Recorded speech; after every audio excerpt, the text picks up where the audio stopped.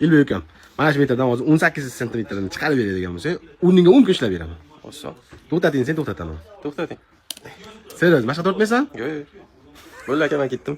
Sardor abi, shu metrdan 25 sm chiqarib beradigan bo'lsangiz, o'rningizga 10 kun ishlayman.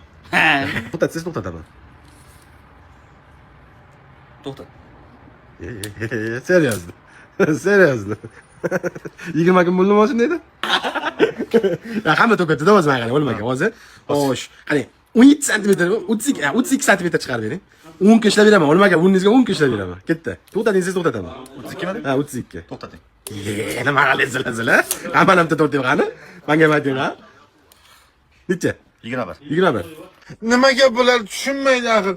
Bir haftadan beri qancha tirikchilikdan qoldiryapti bular aka?